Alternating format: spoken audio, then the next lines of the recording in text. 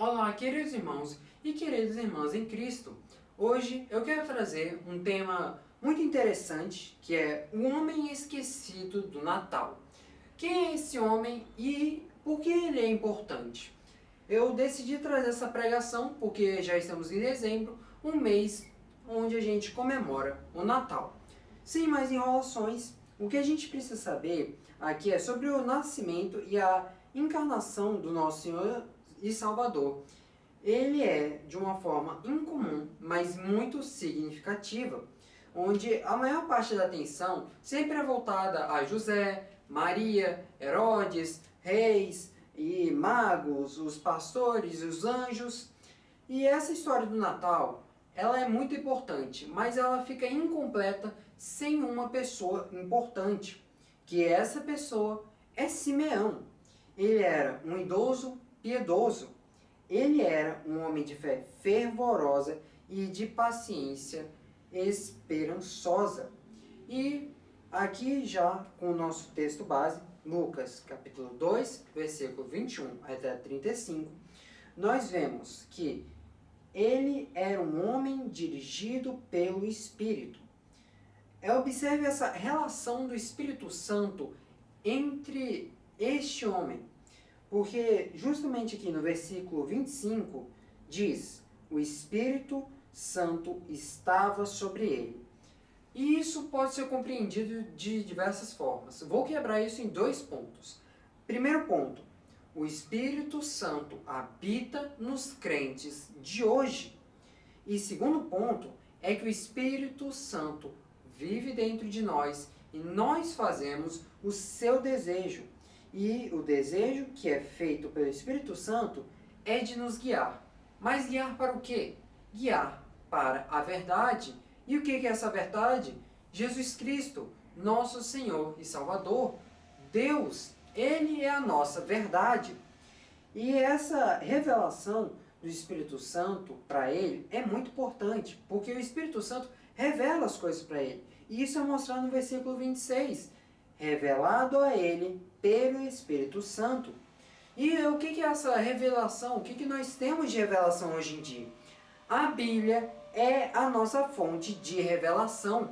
O Espírito Santo fala conosco por meio da palavra de Deus. E a palavra de Deus, ela é a Bíblia. Então, aqui em 2 Timóteo, capítulo 3, versículo 16, toda a Escritura é inspirada por Deus e é proveitosa para ensinar, para repreender, para corrigir e para instruir na justiça. O que a gente pode entender disso aqui? São três coisas, três palavras-chave: doutrina, reprovação, correção e uma que eu gostaria agora de adicionar: instrução. O que é a doutrina? É o que ele nos ensina que é certo. A reprovação é que ele nos ensina o que está errado. E a correção é ensinar como você deve acertar. E simplesmente a instrução é nos ensinar como ficar bem, como seguir neste caminho. E essa resposta de Simeão, ela foi feita pelo Espírito. Versículo 27. Ele veio pelo Espírito. Isso permite algumas coisas importantes. Primeiro, ele permitiu que o Espírito de Deus o guiasse e o dirigisse. O Espírito de Deus guiou ele para a verdade. Gálatas, capítulo 5, versículo 16. Digo então, andai no Espírito e não cumprireis a concupiscência da carne. O que isso quer dizer? Essa concupiscência da carne é as iniquidades, é você seguir o pecado, os desejos da sua carne, e isso é você andar com o Espírito, rejeitar esses desejos, rejeitar tudo isso.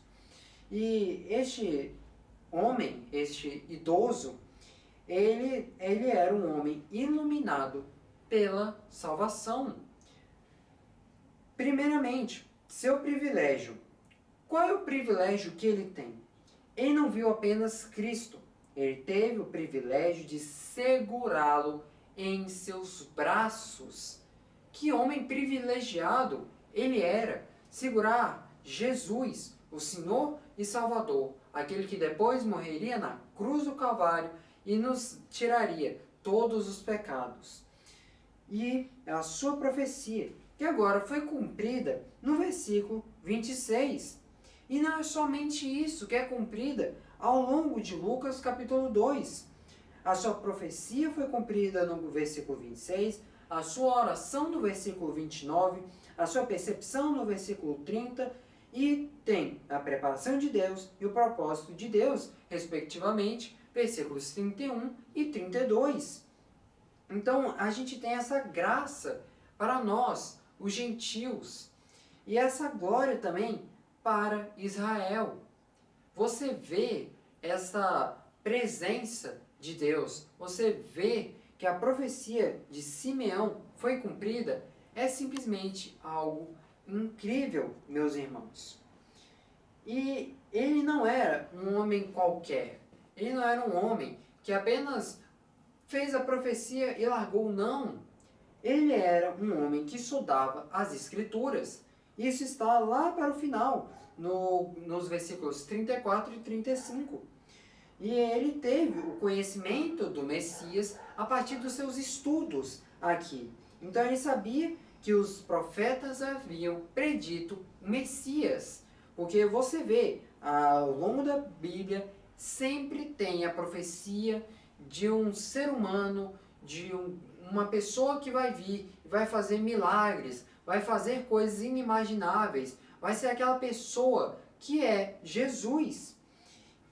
Ele sabia que esse filho, ele seria um filho de Deus, ele conseguia imaginar pela grandeza que era descrita ao longo das Escrituras.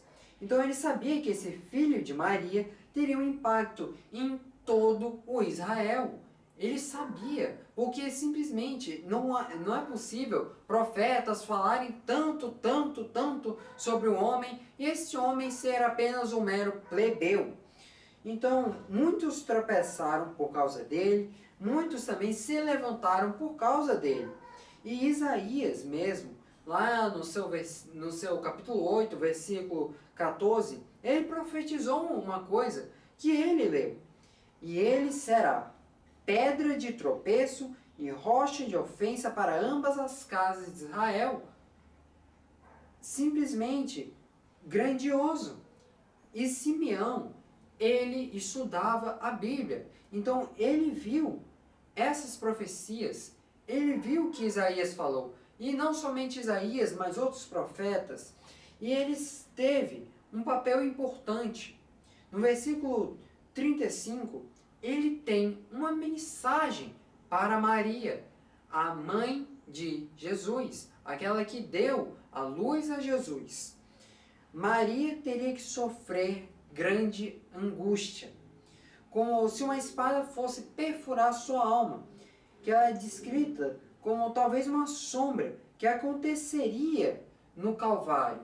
Então, essa angústia, o que seria isso? Uma sombra do que está para acontecer quando Jesus vai morrer lá na cruz do Calvário. Então, qual é essa angústia? É a morte de Jesus. Mas isso servia para um propósito. Ele disse que isso seria para que muitos corações fossem revelados.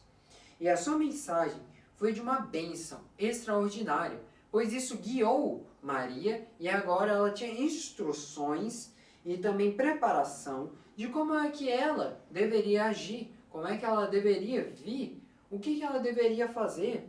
Porque, querendo ou não, você pensa, nossa, eu vou ser mãe de uma criança que é especial, uma criança que vai revelar muitos corações. Eu não posso seguir de qualquer forma com essa criança. Essa criança é especial e ela precisa de um tratamento especial. E Simeão foi quem guiou ela.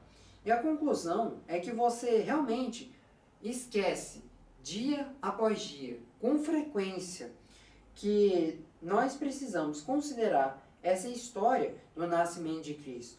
Mas ele é um grande exemplo. Ele é simplesmente o exemplo. Ele não é qualquer exemplo. Ele é o exemplo para nós, que devemos ser instruídos pelas Escrituras, iluminado pelo Espírito, para a salvação. E isso tudo é incrível, porque muitas pessoas esquecem deste homem. Quem é Simeão? Muitas pessoas não sabem quem é este homem e qual é a sua importância aqui para guiar Maria, para auxiliar. E essa história do Natal, ela só tem importância gratificante com este homem.